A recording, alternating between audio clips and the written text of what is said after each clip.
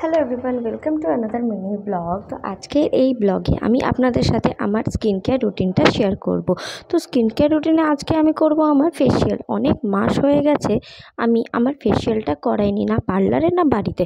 Baby হওয়ার পর থেকে একদমই সময় পাই না পার্লার যাওয়ার বা বাড়িতে টাইম করতে। আজকে একটু টাইম পেয়ে আমি মাত্র 4টে প্রোডাক্ট দিয়ে আমি আজকে আমার এই ফেসিয়ালটা করব বাড়িতেই।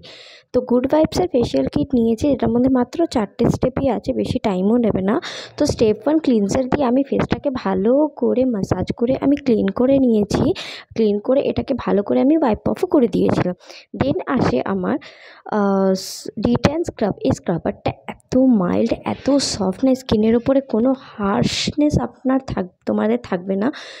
খুবই ভালো, খুবই সফটলি এটাকে জেন্টলি ম্যাসাজ যদি করো একটা ভালো রেজাল্ট পেতে পারো। এটা কিন্তু তুমি সপ্তাহে 3 দিনও এই স্ক্রাবারটা যদি আলাদা করে নাও তাহলে তুমি আরামসে ইউজ করতে পারো। খুব মাইল্ড, খুব সফট। স্ক্রাবারটা ক্লিন করার পরে স্টেপ 3 যেটা আসে সেটা হচ্ছে ডিটেন ম্যাসাজ ক্রিম। এই ম্যাসাজ ক্রিমটা নিয়ে আমি ভালো করে ফেসটাকে ম্যাসাজ করেছি, নানা করেও 10 থেকে 15 মিনিট। হ্যাঁ, 10 থেকে 15 মিনিট খুবই সফটলি জেন্টলি তোমাকে ম্যাসাজ করতে হবে, একদম ননস্টপ।